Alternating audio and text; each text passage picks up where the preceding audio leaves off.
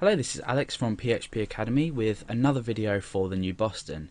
In this video we're going to be looking at the third and final loop in PHP, and this is the for loop. Now for is a bit more complicated in syntax, and by this I mean it's structured slightly differently. So if we use the for keyword and we create a block, you can see that it's very similar to a while loop, or sort of similar to a do while loop. However, what we're doing is we use three expressions within this these parentheses. So we use three different expressions to control the loop how we want, and we can also increment a value within this as well. So in here all we need to do is echo something out, either a variable or some plain text, or continue an operation, however your program is eventually going to work, and everything can be controlled within here. So for now I'm going to create a variable called count, and that's going to be equal to, in fact no, the reason I'm not going to declare it out there is because, like I said, we can try everything within here. So I am going to call my variable count. I'm going to append a break onto that so we can keep track of it neatly. Now I declare my count variable, or I assign my first value to it in here. So I say count equals 1. Okay.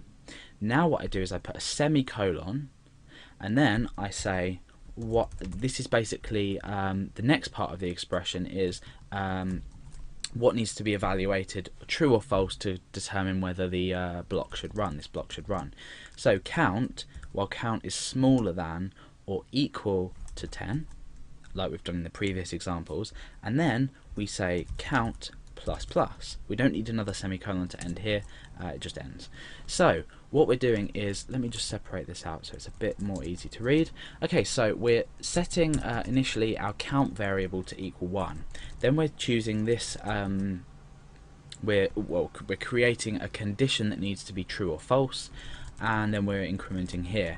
And the way that a for loop works is, this is executed, then this happens, then the block runs, then we increment here, okay? And then obviously this here will be ignored because it won't reassign the variable. So now you can see it's just a completely different structure of creating a loop, but it has exactly the same effect. If we refresh, we're just counting from numbers 1 to 10. Now the beauty of doing something like this is it's a lot easier to read.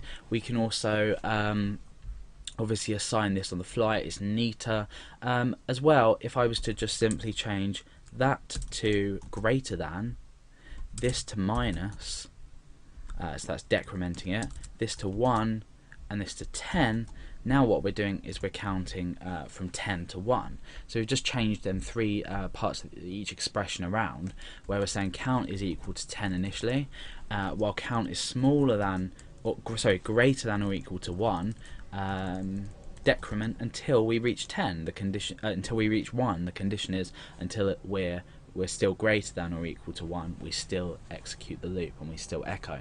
So that is basically for loops in PHP.